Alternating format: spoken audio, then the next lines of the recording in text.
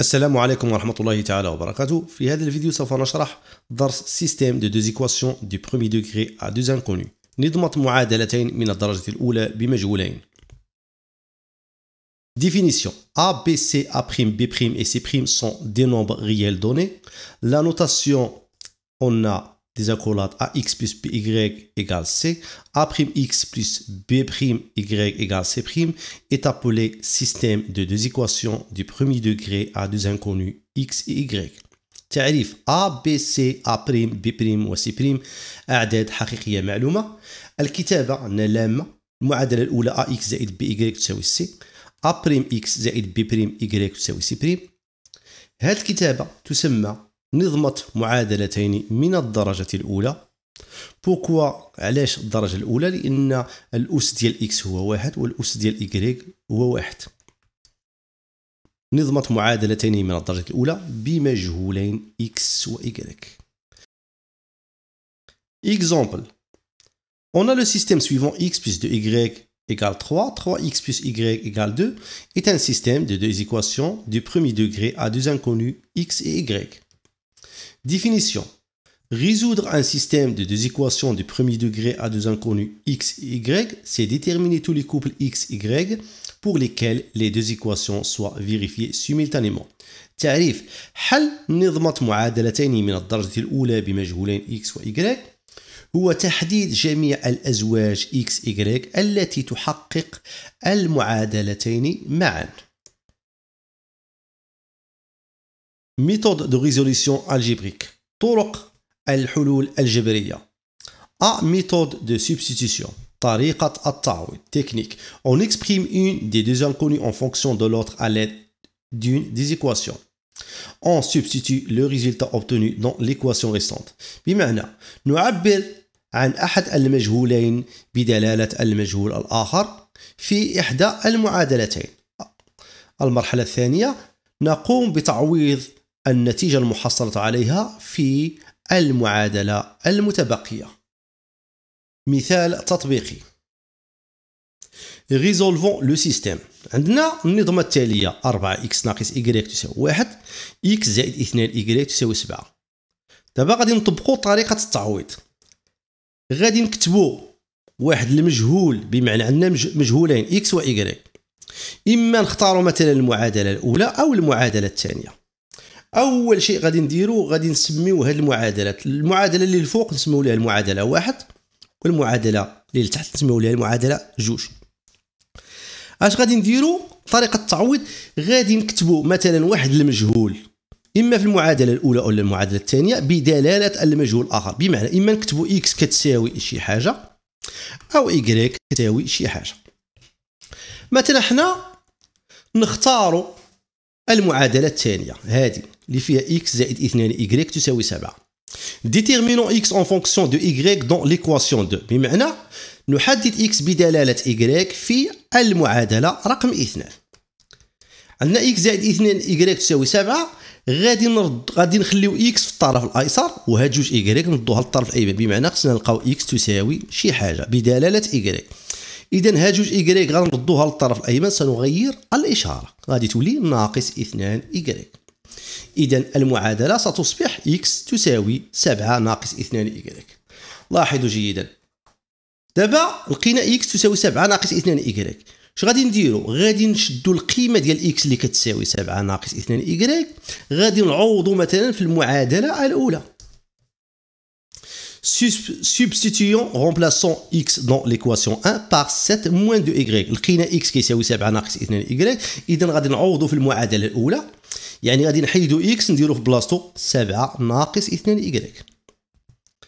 On obtient راه عندنا 4x اللي هي 4 في x. راه عندنا عملية الضرب. إذا 4 عامل أو 4 في 7 ناقص 2y ناقص y تساوي 1. راه عوضنا في المعادلة الأولى. ودابا عندنا الأقواس خصنا ننشرو. 4 عامل 7 ناقص 2y ناقص y تساوي 1. 4 في 7 اللي كتساوي 28 ناقص 4 في 2y اللي هي ناقص 8y ناقص y تساوي 1. إذا ناقص 8y ناقص y اللي كتعطي لنا ناقص 9y وهاد 28 غادي نردوها للطرف الايمن غتولي ناقص 28. ناقص 28 واحد ناقص 28 غتعطينا ناقص 27. عندنا إيكغيك مضروب في العدد ناقص 9. إذا خصنا نقسموا طرفي المعادلة على عدد ناقص 9. إذا إيكغيك تساوي ناقص 27 على ناقص 9. إلا قسمنا في الطرف الأيسر على ناقص 9، في الطرف الأيمن على ناقص 9، في الطرف الأيسر كنختزلوا بناقص 9، غتبقى لنا إيكغيك. إذا إيكغيك تساوي ناقص 27 على ناقص 9. عدد سالب على عدد سالب هو عدد موجب. 27 على 9 كتعطينا 3. إذا العدد إيكغيك يساوي 3. فوالا طلعنا المجهول إيكغيك. طلعنا بعد إيكغيك اش غادي نديرو؟ غادي ناخدو هاد القيمة 3، غادي نعوضو مثلا في واحد المعادلة من المعادلتين، إما في المعادلة الأولى أو المعادلة الثانية، باش نلقاو القيمة ديال إكس. Remplaçons y dans l'équation 2 par 3. إذا إلا رومبلاسينا مثلا في المعادلة الثانية، رومبلاسينا y ب3، إذا غادي نلقاو إكس زائد 2 في 3 عندنا عامل ضرب 2 في إيكغيك، يعني إكس زائد 2 في إيكغيك غادي نعوضو إيكغيك ب3. إذا إكس زائد 2 في 3 كتساوي 7، اللي غتعطي لنا إكس زائد 6 تساوي 7، إكس تساوي 7 ناقص 6 اللي هي 1. إذا إيكغيك كتساوي 3، إكس تساوي 1. منين لقينا المجهول الأول مثلا إيكغيك تساوي 3، عندنا الحق نعوضو فيما بغينا، نعوضو مثلا في المعادلة الأولى أو في المعادلة الثانية، غنلقاو نفس النتيجة. لقينا إكس يساوي 1، إيكغيك يساوي 3، بقى لنا دابا اش غنديرو؟ التحقق من الحل المحصل عليه. لقينا إكس يساوي 1، إيكغيك يساوي 3. اش غادي نديرو؟ غادي نرجعو للنظمة ديالنا، غادي نعوضو في الطرف الأيسر، بمعنى غادي on va remplacer x par 1 et y par 3. غادي نعوضو x بالعدد 1 و y بالعدد 3، ولكن خصنا نلقاو في التالي 1. إلا لقينا 1 غنعرفوا بأن الحلول اللي لقينا كيحققوا لنا المعادلة الأولى، وكذلك خصنا عاوتاني نعوضو في المعادلة الثانية، نعوضو x ب1 و y ب3، خصنا نلقاو في التالي 7. إلا لقينا 7 راه مزيان. إذا على بركة الله غادي نحيدو إكس نديرو في بلاصتو 1. 4 في 1 ناقص 3 شحال كتساوي؟ هي 4 ناقص 3 كتساوي 1. وجيد نيت راه عندنا 1 في المعادلة الأولى ديال النظمة. عاوتاني نعوضو في المعادلة الثانية ديال النظمة. 1 زائد 2 إيكغيك غادي نحيدو إيكغيك غادي نديرو في بلاصتو 3، و إكس غنديرو في بلاصتو 1. إذا 1 زائد 2 في 3 اللي كتساوي 1. 2 في 3 هي 6، إذا 1 زائد 6 اللي كتعطينا 7، والنيت بصح عندنا 7. إذا الحلول اللي لقينا صحاح. وفي التالي اش غادي نكتبوا؟ راه الحلول ديال النظمة راه هو ستان كوبل، هو زوج. دونك لا سوليسيون دو سو سيستيم اي لو كوبل 1 3. كنبداو دائما بإكس بالقيمة ديال إكس عاد إيكغيك هكذا. إذا حل النظمة هو الزوج 1 3. الطريقة الثانية هي طريقة التأليف الخطية، كنسميوها باللغة الفرنسية ميثود دو كومبينيزون لينيير. الطريقة الثانية شنو كنديرو في الطريقة ديال الحل؟ on multiplie l'une ou les deux équations par des nombres convenablement choisis de manière à ce que l'une des inconnues disparaisse par addition membre à membre. بمعنى كنضربوا المعادلة، واحد المعادلة ولا المعادلتين بجوج في أعداد يعني مناسبة، على أساس باش نإليمينيو، باش نحيدو علينا واحد المجهول، وذلك بجمع المعادلتين طرف بطرف. إذا التعريف شيئا ما صعيب، ولكن غنديرو مثال تطبيقي. Résolvons le système. لاحظوا جيدا le système suivant. 2x moins y égale à 1, x plus y égale à 5. طريقة التأليف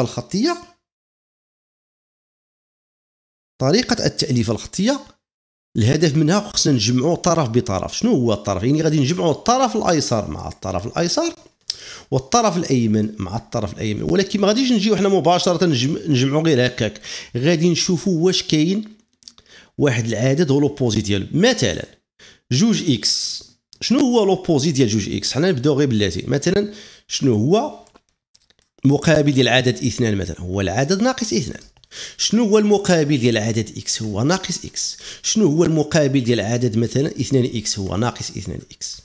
جيد. شنو هو المقابل ديال إيكغيك؟ هو ناقص إيكغيك. وشنو هو المقابل ديال ناقص إيكغيك؟ هو إيكغيك. إذا لوبوزي هو يعني كنبدلوا الإشارة، كان موجب كيولي سالب، كان سالب كيولي موجب. جيد.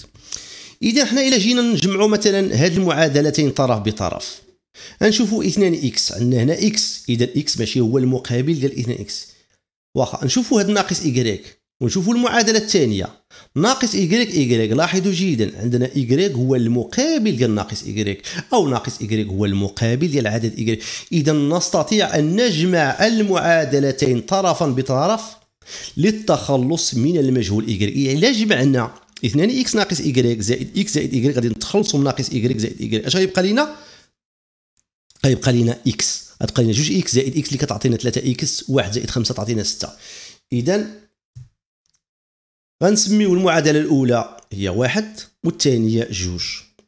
أديسيونون مومبر أ مومبر لي دو زيكواسيون، بمعنى نجمع طرف بطرف المعادلتين، نحصل على ماذا؟ غنجمعوا الطرف الأيسر مع الطرف الأيسر، 2 إكس ناقص إيكغيك زائد إكس، راه كنديروا عملية الجمع، والطرف الأيمن زائد الطرف الأيمن، هكذا 1 زائد 5. نحصل على ماذا؟ عندنا ناقص إيكغيك مع إيكغيك كتعطينا 0، كتبقى لنا 2 إكس زائد إكس غتعطينا 3 إكس، وفي الطرف الأيمن 1 زائد 5 تساوي 6. عندنا إكس مضروب في العدد 3، إذا نقسم طرفي المعادلة على العدد 3، إذا إكس يساوي 6 على 3، إذا في التالي إكس كيساوي 2. إذا طبقنا طريقة التأليف الخطية، حيدنا on a éliminé Y pour trouver X. لقينا X بمجرد ما لقيتو غير واحد المجهول، لقيتو مثلا X ولا Y، عوضوا مثلا القيمة ديال X في واحد المعادلة من المعادلتين. Substituons ou remplaçons X dans l'équation 2 par 2 on obtient. عندنا راه X راه كيساوي 2، إذا حنا نعوضوا في واحد المعادلة، أنا مثلا اختاريت نعوضوا في المعادلة 2، غادي نحيدو إكس نديروه في بلاصتو 2، يعني 2 زائد إيكغيك كتساوي 5. غنردو 2 للطرف الأيمن غتولي ناقص 2، إذا إيكغيك تساوي 5 ناقص 2. إلا ردينا هاد 2 من الطرف الأيسر للطرف الأيمن غتولي ناقص 2، يعني غادي تحيد من الطرف الأيسر غتولي إيكغيك تساوي 5 ناقص 2، إذا في التالي إيكغيك كتساوي ماذا؟ كتساوي 3. إذا لقينا إكس كيساوي 2، إيكغيك كتساوي 3. Donc la solution de ce système est le couple 2-3. ولكن ملي تلقاو مثلا الحل x و y اش غادي ديروا ان فيريفيكاسيون، واحد التحقق مثلا في ورقات الوثائق. عوضوا في الطرف الايسر، حيدوا x ديروا في بلاصتو مثلا 2، وحيدوا y ديروا في بلاصتو 3، وشوفوا واش غتلقاو في التالي 1. غنديروا حنايا ديريكتومون 2، غنحيدوا x نديروا في بلاصتو 2 لان x يساوي 2 ناقص y يساوي 3، غنديروا 3. 2 في 2 هي 4، 4 ناقص 3 كتساوي 1. جيد، هذيك هي اللي عندنا في المعادله، عندنا 1 في الطرف الايمن. عاود ثاني x زائد y، عندنا x تساوي 2، 2 زائد 3 نيت كتساوي 5. اذا الحلول اللي لقينا صحاح. دونك لا سوليسيون دو سو سيستيم اي لو كوبل 2 3. لاحظوا جيدا لو سيستيم سويفون: x plus 2y égale 8، 3x plus y égale 9. إلا جينا جمعنا طرف بطرف، واش نقدروا إليمينيو واحد المجهول x زائد 3x غيعطينا 4x، 2y زائد y غتعطينا 3y. إذا دا x و y باقيين، إذا ما خدامش. إذا شنو خصنا نديرو؟ لاحظوا جيدا عندنا هنا x وعندنا هنا 3x، عندنا 3x. إذا باش نإليميني عليا مثلا إلا بغينا نحيدو حنا إكس، إذا هاد إكس اللي كاين في المعادلة الأولى خصنا نضربو. شنو هو المقابل ديال 3 إكس؟ ركزوا لي على 3 إكس. 3 إكس المقابل ديال 3 إكس قلنا موجب ردوه سالب، 3 إكس إذا دير ناقص 3 إكس.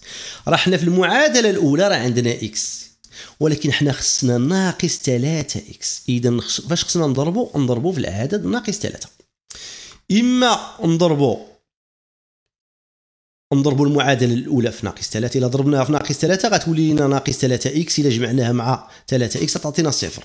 او لاحظوا جيدا عندنا 2 ايكغيك وهنا عندنا ايكغيك. شنو هو المقابل ديال عدد 2 ايكغيك؟ هو ناقص 2 ايكغيك. المعادله الثانيه عندنا ايكغيك وحنا خصنا ناقص 2 ايكغيك، اذا خصنا نضربوا في ناقص 2. عندنا جوج طرق، اما نضربوا المعادله الاولى في ناقص 3، او الطريقه الثانيه نضربوا المعادله الثانيه في العدد ناقص 2 باش نحيدوا علينا ايكغيك.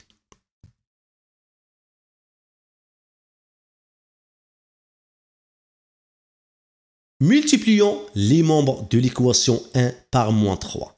غادي نضربوا طرفي المعادلة الأولى في العدد ناقص 3 باش نإليمينيو علينا x. إذن غادي تصبح المعادلة الأولى ناقص 3 عامل ل x زائد 2 y تساوي ناقص 3 في 8. راه كنضربوا الطرف الايسر والطرف الايمن في نفس العدد ناقص 3، والهدف من كل شيء هذا الشيء باش نحصلوا على ناقص 3 اكس في المعادله الاولى، باش ملي غادي نجمعوا ابخي طرف بطرف مومبر ا مومبر غادي نحيدوا علينا اكس. اذا المعادله الثانيه كنحتفظوا بها كنخليوها هكاك 3 اكس زائد y تساوي 9. ودابا عندنا ناقص 3 عامل اكس زائد 2 y غنديروا عمليه النشر. ناقص 3 في اكس اللي هي ناقص 3 اكس، وعاوتاني ناقص 3 في 2 y اللي هي ناقص 6 y اللي كتساوي ناقص 3 في 8 هي ناقص 24. وعندنا المعادلة الثانية هي 3x زائد y تساوي 9. ودابا اش غادي نديرو؟ لاحظوا جيدا المعادلة الأولى عندنا ناقص 3x ناقص 6y تساوي ناقص 24. المعادلة الثانية 3x زائد y تساوي 9. دابا إلا جمعنا طرف بطرف غادي نحيدو علينا x غيتسوبريما. إلا درنا عملية الجمع طرف بطرف، الطرف الأيسر مع الطرف الأيسر والطرف الأيمن مع الطرف الأيمن. Additionnons membre à membre les deux équations. نجمع طرف بطرف المعادلتين. إذا غتولي ناقص 3x ناقص 6y زائد 3x زائد y كتساوي ناقص 24 زائد 9. لاحظوا جيدا ناقص 3x زائد 3x كتمشي كتعطينا صفر، كتبقى لينا ناقص 6y زائد y اللي كتعطي لينا ناقص 5y اللي كتساوي ناقص 15. ناقص 24 زائد 9 كتساوي ناقص 15. إذا ناقص 5y تساوي ناقص 15. y مضروب في العدد ناقص 5، إذا y يساوي ناقص 15 على ناقص 5. عدد سالب على عدد سالب يساوي عدد موجب، إذا y كتساوي 3. فوالا حصلنا على المجهول y. دابا شنو بقى لينا؟ خصنا نلقاو x. غادي نجيو نعوضوا y في واحد المعادله، اما في المعادله الاولى ولا المعادله الثانيه باش نلقاو x. Remplaçons y dans l'équation 2 par 3 on obtient. راه لقينا اصلا y كتساوي 3. اش غنديروا؟ انا رومبلاسيو اما في المعادله الاولى ولا في المعادله الثانيه. انا اختاريت لكم مثلا نعوضوا حنا في المعادله الثانيه. اذا 3x غادي نحيدوا y نديروا في بلاصتو 3 3x زائد 3 تساوي 9. اذا 3x تساوي 9. غادي نردوا 3 للطرف الايمن، غتحيد من الطرف الايسر تولي الطرف الايمن، غتولي 9 ناقص 3 اللي كتعطينا 6. اذا x كيساوي 6 على 3، اذا x كتساوي 2. دابا لقينا et donc la solution de ce système est le couple de 3. لقينا الحلول، عندنا x تساوي 2 و y كتساوي 3. بغينا نتاكدوا مثلا غادي تعوضوا في المعادله الاولى والمعادله الثانيه نشوفوا واش كاين التحقق. x تساوي 2 اذا غنديروا 2 زائد 2 y يعني 2 في غنحيدوا y نديروه في بلاصتو 3 ونشوفوا واش نلقاو 8. 2 زائد 2 في 3 هي 6 اللي كتعطي 2 زائد 6 كتعطينا 8. جيد. عاوتاني نعوضوا في المعادله الثانيه ديال النظمه 3x يعني 3 في 2 زائد y اللي كتساوي 3. 3 في 2 هي 6 زائد 3 تساوي 9. نيت عندنا 8 وعندنا 9. اذا هاد لو كوبل اللي لقينا كيحقق لنا المعادلتين. اذا النتيجه اللي لقينا صحيحه. اذا حل النظمه هو الزوج 2 3. غتركزوا معايا في هاد النظمه الثالثه، هي النظمه اللي كتحط الاغلبيه في الامتحانات الجهويه، هي شيء صعيبه.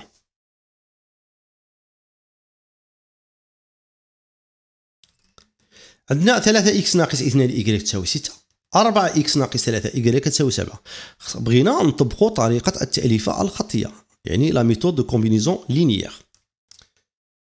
عندنا مثلا في المعادلة الأولى عندنا 3 إكس، حنا مثلا بغينا نإليمينيو علينا مثلا إكس، حنا غير نشوفوا غير لي زيكس. مثلا عندنا 3 إكس 4 إكس، شنو هو المقابل ديال 3 إكس؟ نورمالمون هو ناقص 3 إكس. وعندنا هنا 4 إكس، ما عندناش ناقص 3 إكس، إذا عندنا 3 إكس عندنا 4 إكس. إما خصنا نضربوا هاد 4 إكس في شي عدد معين باش نحصلوا على ناقص 3 إكس، أو كاينة واحد الطريقة أخرى اللي هي طريقة مثالية. شنو كنديروا؟ ملي كيكون عندكم إكس في المعادلة الأولى مضروب في عدد، والإكس اللي كاين في المعادلة الثانية مضروب في عدد، اش غادي ديروا؟ مثلا عندنا العدد 3 وعندنا العدد 4، بغينا نضربوا العدد 3 في واحد العدد ونضربوا العدد 4 في واحد العدد، ولكن نحصلوا على نفس العدد. شنو المعنى؟ اش غادي نديروا؟ غنضربوا بالمقلوب، غنضربوا 3 في هاد 4، 3 في 4 وهاد 4 في 3. لاحظوا جيدا، 3 في 4 تعطينا 12، و4 في 3 12. جيد. إذا اش غنديروا؟ غادي نشدوا المعادلة الأولى، غنضربوا 3، هاد المعادلة الأولى غنضربوها في 4، المعادلة الثانية نورمالمون نضربوها مثلا في 3، ولكن حنا بغينا المقابل ديال 12 إكس. إلا ضربنا المعادلة الأولى في 4 غتكون عندنا 12 إكس ناقص 8 إيكغيك كتساوي 24. حنا بغينا المقابل ديال 12 إكس اللي هو ناقص 12 إكس، إذا المعادلة الثانية خصنا نضربو في العدد ناقص 3. إذا كنتمنى بأنكم فهمتوا الطريقة. إذا ملي يكون عندكم مثلا معادلتين، عندكم إكس وإيكغيك فيهم لاصقين فيهم مرتبطين فيهم أعداد، يعني ما تقدروش، لاحظوا جي حتى إيكغيك راه نفس المشكل، عندنا ناقص 2 إيكغيك ناقص 3 إيكغيك. إذا حنا إلا بغينا نإليمينيو علينا إكس، 3 إكس 4 إكس ضرب هاد 3 في 4 و4 إكس في 3، ولكن ضرب في العدد السالب. غدير العدد السالب باش مني غادي نجمعوا طرف بطرف غادي نإليمينيو علينا إكس. إلا بغينا نإليمينيو علينا إيكغيك، مثلا عندنا ناقص 2 إيكغيك عندنا ناقص 3 إيكغيك. لاحظ جيد، عندنا 2 3. شنو هو العدد نضربوه في جوج نلقاو واحد العدد، نيت الا ضربناه في 3 مثلا واحد العدد ضربناه في 3 نلقاو نفس العدد. اذا نضربوا جوج في 3، 3 في جوج في 3 6، 3 في جوج 6. اذا هاد العدد جوج غنضربوه في 3 و3 نضربوه في جوج. بمعنى الا بغينا نحيدوا علينا إيكغيك غنجيو حنا نضربوا المعادله الاولى في 3 والمعادله الثانيه ماشي غنضربوها في جوج، غنضربوا في ناقص جوج باش نحيدوا علينا، باش ملي غادي نجمعوا طرف بطرف غادي نتخلصوا من هاد إيكغيك. 3 في ناقص 2 إيكغيك غتعطينا ناقص 6 إيكغيك، والتحت ناقص 2 في ناقص 3 إيكغيك غتعطينا 6 إيكغيك. لاحظوا الا جمعناهم غيعطي لنا صفر. اذا اما نضربوا المعادله الاولى في 4 والمعادله الثانيه في ناقص 3 باش نتخلصوا من إكس، او نضربوا المعادله الاولى في العدد 3 والمعادله الثانيه في العدد ناقص 2 باش نتخلصوا من إيكغيك. نسميو المعادله الاولى 1، المعادله الثانيه 2. ملتيبليون لي مومبر دو ليكواسيون 1 بار 4، نضرب طرفي المعادله الاولى بالعدد 4 وطرفي المعادله الثانيه بالعدد ناقص 3. غادي نحصلوا على ما يلي. المعادله الاولى غتكون عندنا 4 في 3 إكس ناقص 2 إيكغيك تساوي 4 في 6. راه كنضربوا طرفي المعادله، ماشي تضربوا غير في الطرف الايسر وتنساو الطرف الايمن. 4 عامل ل 3 إكس ناقص 2 إيكغيك تساوي 4 في 6. المعادله الثانيه غنضربوا في العدد ناقص 3. اذا ناقص 3 في او عامل 4 إكس ناقص 3 إيكغيك كتساوي ناقص 3 في 7. ودابا عمليه النشر ملي كيكون عندنا الاقواس النشر 4 في 3 إكس ناقص 4 في 2 إيكغيك اللي هي 12 إكس ناقص 8 إيكغيك اللي كتساوي 4 في 6 هي 24. والمعادله الثانيه ناقص 3 في 4 إكس عاوتاني ناقص 3 في 3 إيكغيك اللي غتعطينا ناقص 12 إكس زائد 9 إيكغيك اللي كتساوي ناقص 21. لاحظوا جيدا، ملي ضربنا المعادله الاولى في العدد 4 والمعادله الثانيه في ناقص 3 حصلنا في المعادله الاولى 12 اكس. المعادله الثانيه فيها ناقص 12 اكس اللي هو المقابل ديال العدد 12 اكس. الا جمعنا دابا طرف بطرف غادي نتخلصوا من اكس بكل بساطه، يبقى لنا ايغريك. اذا اديسيونون مومبر ا مومبر لي دو زيكواسيون، نجمع طرف بطرف المعادلتين. 12 اكس ناقص 8 ايغريك كنجمعوا الطرف الايسر مع الطرف الايسر والطرف الايمن مع الطرف الايمن. اذا 12 اكس ناقص 8 ايغريك زائد ناقص 12 زائد 9 ايغريك، لينا عندنا عمليه الجمع بلا ما ديروا الزائد بين الاقواس مباشره. ناقص 12 اكس زائد 9 ايغريك كتساوي 24 ناقص 21. اذا لاحظوا جيدا كنتخلصوا من 12 اكس مع ناقص 12 اكس تعطينا صفر، كتبقى لي ناقص 8 ايغريك زائد 9 ايغريك كتعطينا ايغريك. اذا ايغريك شحال كيساوي 24 ناقص 21 كتعطينا 3. اذا فوالا لقينا المجهول ايغريك كيساوي 3. شنو بقى لينا دابا؟ غادي ناخذوا 3 ايغريك كيساوي 3، غنختاروا اما المعادله الاولى او المعادله الثانيه. غادي نعوضوا ايغريك 3 باش نلقاو اكس بكل بساطه. Remplaçons y dans l'équation 1 par 3 on obtient.